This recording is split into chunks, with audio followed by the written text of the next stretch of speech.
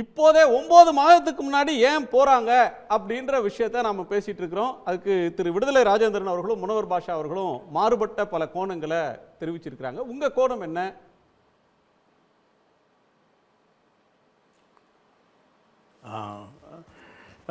குணசேகரன், நான் தமிழ்நாடு லோக்கல் பாலிட்டிக்ஸை முதல்ல ஒரு பக்கம் வச்சுக்குவோம்.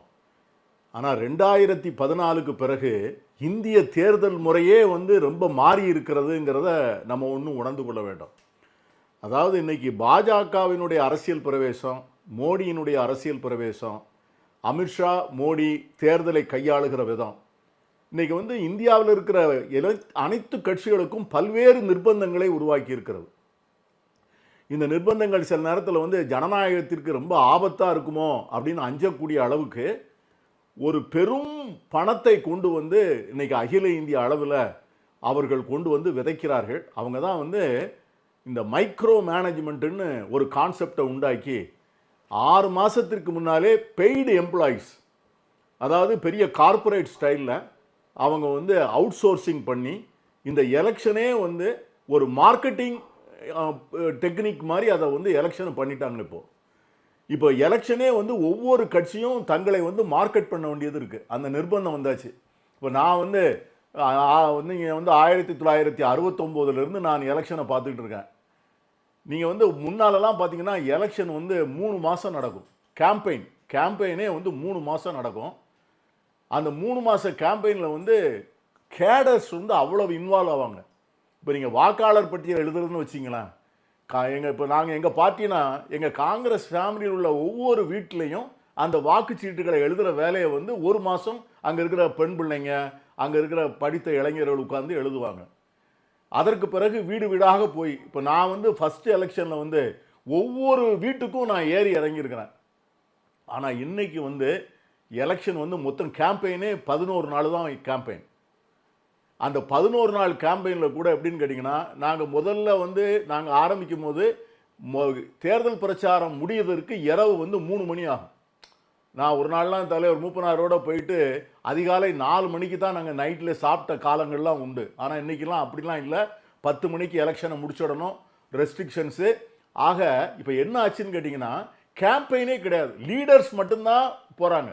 மற்றபடி தெருவுக்கு தெரு வாக்கு சேகரிப்பு பொதுக்கூட்டம், கட்சி பிரச்சாரர்கள் சென்று பொதுக்கூட்டம், அதுக்கெல்லாம் இப்போ யாரும் கூப்பிடுறதும் இல்லை, யாரும் தேடுறதும் இல்லை. அது எல்லாம் போய் election has become a micro management.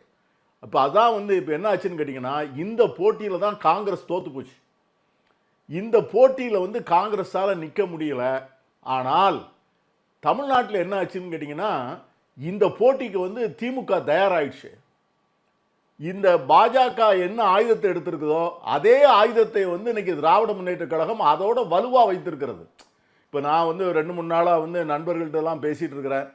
இப்போ உங்களுடன் ஸ்டாலின்னு சொல்லி ஒரு ப்ரோக்ராம் நடத்துகிறாங்கல்ல, அந்த ப்ரோக்ராமினுடைய மேசிவ் சக்ஸஸ் எப்படின்னு கேட்டிங்கன்னா, பாஜக காரங்களே போயிட்டு நாங்கள் இந்த வேறவே எங்களுக்கு வழியே இல்லை, இங்கே தான் ஓட்டு போடுவோம்.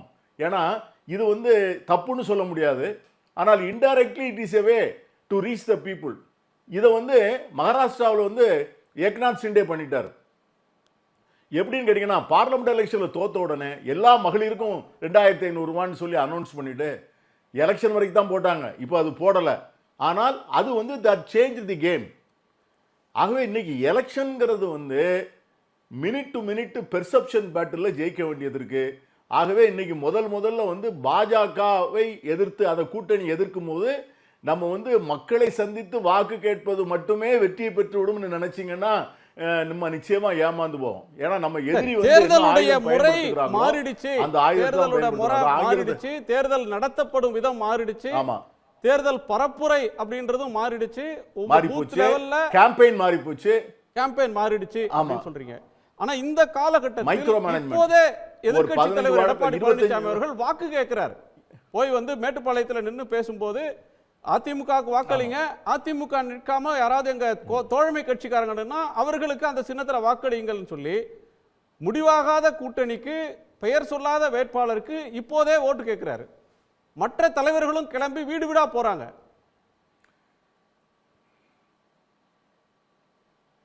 இப்போ அதான் நான் சொல்றேன், இப்போ இன்னைக்கு அதிமுக தான் அவரை அட்வைஸ் பண்ணுது. ஏன்னா வந்து அவங்க வந்து எழுதப்பட்ட ஒரு முடிவுக்காக வேண்டி இப்போ நடத்தப்படுகின்ற நாடகம் தான் பிரச்சாரம். நீங்க இன்னும் கொஞ்ச நாள் கழிச்சு பார்த்தீங்கன்னா அவங்க வந்து ஒரு இது ஒப்பீனியன் போல் விடுவாங்க. ஒரு ஒப்பீனியன் போல் விட்டு என்ன பண்ணுவாங்கன்னு கேட்டிங்கன்னா, ரொம்ப வந்து திமுகவுக்கும் பாஜக கூட்டணிக்கும் நெக்கன் நெக்கு இருக்கிற மாதிரி காமிப்பாங்க. ஒரு இதுதான் வித்தியாசம்னு சொல்லுவாங்க.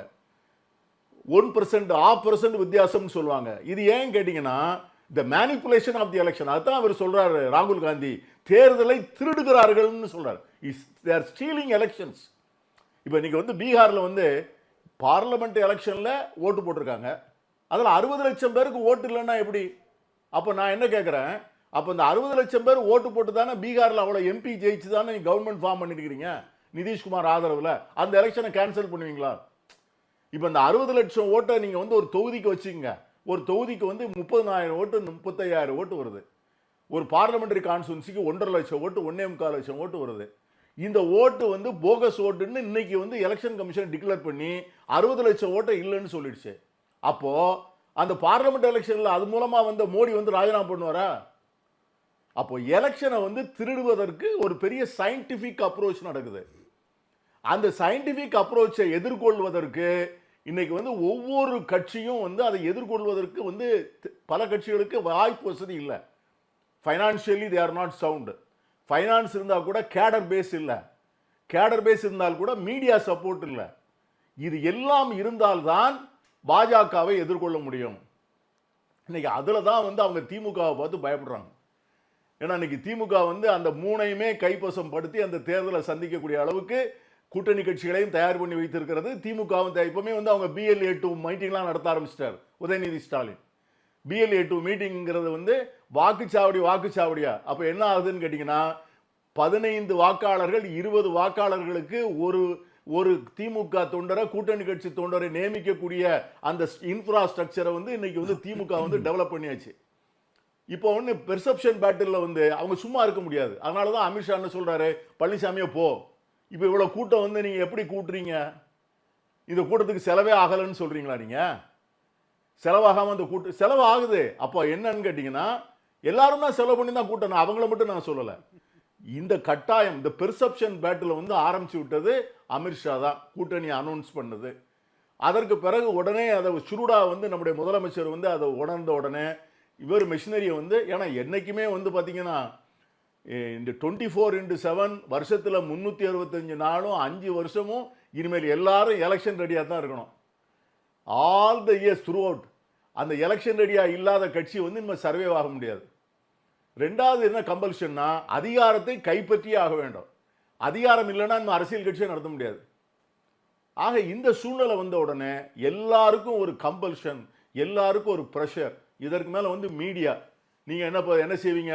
இப்போ நீங்கள் திராவிட முன்னேற்ற கழகம் ஆரம்பிக்கலன்னு வச்சுங்க, தினசரி பழனி இடம் EPS வந்து போயிட்டு இருக்கிறத காமிச்சிக்கிட்டே இருப்பீங்க. மக்கள் வந்து திமுக ரோட்லலாம் கேட்பாங்க, நீங்கள் ஆரம்பிக்கலையா? ஸோ இப்போ எங்களுக்கெல்லாம் வந்து ப்ரெஷர் வந்துருக்கு. காங்கிரஸ் என்ன பண்ண போகுது, காங்கிரஸ் என்ன செய்யுது, நாங்கள் இப்போ நம்ம இந்த கிராம கமிட்டி, வில்லேஜ் கமிட்டி, நாங்கள் வந்து பூத் லெவல் இது, நாங்கள் இதை வந்து எல்லாருக்கும் வந்து அதான் என்ன சொல்கிறேன், every political party is pressurised. அது சரிதான். ஒவ்வொரு கட்சிக்கும் ஒரு நிர்பந்தம் இருக்கு. ஒரு பெர்செப்ஷனை இப்போதே பலமாக இருப்பது போல், மக்கள் செல்வாக்கு இருப்பது போல் பொதுவெளியில ஒரு தோற்றத்தை காட்ட வேண்டிய, ஒரு பெர்செப்ஷன் காட்ட வேண்டிய நெருக்கடி இருக்கு. அதற்காக பழனிசாமி அவர்களை EPS அனுப்புனாரு, அதை DMK கவுண்டர் பண்ணிட்டு இருக்கு அப்படின்னு சொல்றீங்க. இன்னொரு பாயிண்ட் எனக்கு என்ன வருதுன்னா, 9 மாசம் இந்த பெர்செப்ஷனை சஸ்டெயின் பண்ண முடியுமா? இது ஏர்லி பீக் இல்லையா? தேர்தல்ன்றது அந்த பரபரப்பு கொஞ்சம் கொஞ்சமாக ஏறி போகணும். ரொம்ப அட்வான்ஸா ரொம்ப ஏர்லியா இதை ஆரம்பிச்சிட்டாங்கன்னு சொன்னா இதை நிலைநிறுத்த முடியுமா? 9 மாசம் இதை தாக்கு பிடிக்க முடியுமா? நடுவில் வெள்ளம் வரும், புயல் வரும், தீபாவளி வரும், நியூ இயர் வரும், பொங்கல் வரும், எத்தனையோ இடர்கள் வரும். இதெல்லாம் தாண்டி இந்த என்ன ஓட்டத்தை நிலைநிறுத்த முடியுமா? இல்லை, இப்போ அவங்களுக்கும் வந்து அதில் 2 பேருக்கும் வந்து வித்தியாசம் இருக்குது.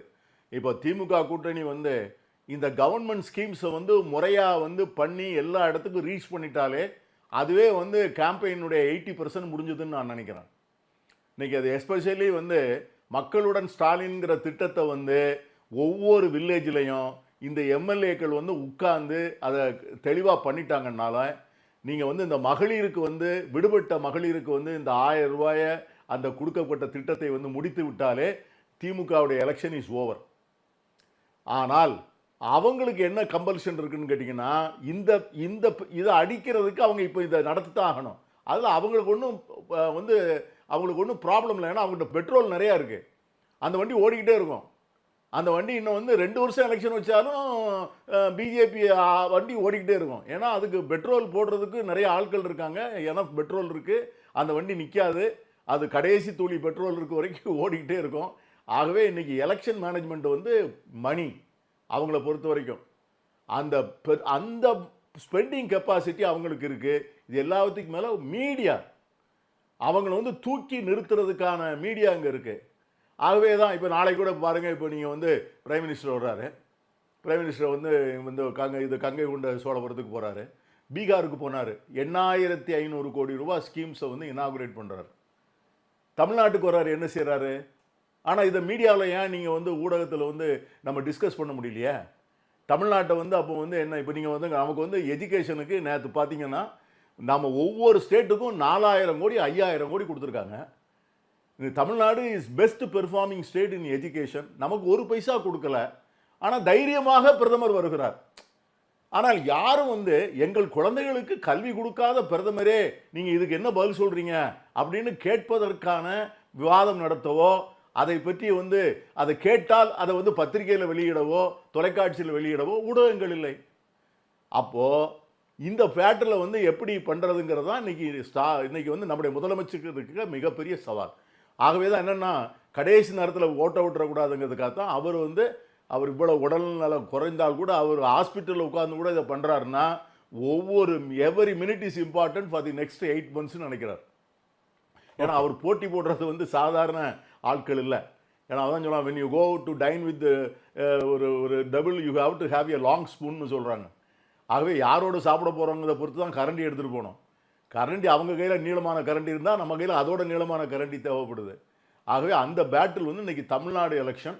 இன்றைக்கி அதனால தான் வந்து பார்த்திங்கன்னா பீகாரில் என்ன பண்ணுறாங்க அப்படின்னா, அந்த பேட்டிலுக்கு பதிலாக ஓட்டர் லிஸ்ட்டையே மேனிப்புலேட் பண்ணிடலான்னு நினைக்கிறாங்க. அதான் இன்றைக்கி தேஜஸ்வி யாதவ் என்ன சொல்கிறாரு பாருங்க, எவ்வளோ பெரிய ஆபத்து. நாங்கள் வந்து எலெக்ஷனை நாங்கள் பகிஷ்கரிச்சதை தவிர எங்களுக்கு வேறு வழி இல்லை.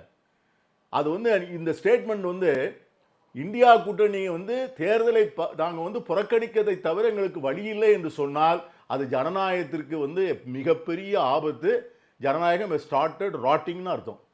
அதை மாதிரி ஒரு நிலையை வந்து தமிழ்நாட்டில் உண்டாக்க முடியல. ஏன்னா இங்கே தமிழ்நாட்டில் வந்து அதை ஃபேஸ் பண்ணுறதுக்கு தைரியம். இப்போ எலக்ட்ரல் ரோலை இங்கே வந்து மாற்றிக்க முடியுமா? ஆகவே இதுக்காக தான் அவங்க தமிழ்நாட்டை வந்து டைல்யூட் பண்ணணும்னு நினைக்கிறாங்க. தமிழ்நாட்டை அப்படி அலோவ் பண்ணக்கூடாதுன்னு நினைக்கிறாங்க. அந்த அளவுக்கு அப்போ பீகாரை பார்த்து நம்ம படிக்கிறோம். அங்கே பீகாரில் வந்து தேர்தல் ஆணையம் எந்த பாடத்தை படிக்கிறாங்களோ, எந்த அனுபவத்தை பெற்றுக்கொள்ளுறாங்களோ, அந்த ஆயுதத்தை வச்சுக்கிட்டு தான் தமிழ்நாட்டுக்கு வர அனௌன்ஸ் பண்ணிட்டாங்க. நெக்ஸ்ட் வந்து தமிழ்நாடுன்னு சொல்லிட்டாங்க. நெக்ஸ்ட் வெஸ்ட் பெங்கால், அதற்கு பிறகு தமிழ்நாடு. அப்போ எலக்ட்ரல் ஓட்டர் லிஸ்ட்டை வந்து மேனிப்புலேட் பண்ற ஒரு எலெக்ஷனை நீங்க எப்படி ஃபேஸ் பண்ணுவீங்க? ஓகே, நீங்க சொல்லுங்க. Agri. If the electoral voter list itself is manipulated, how will you fight election? Okay sir, தொடர்ந்து பேசலாம்.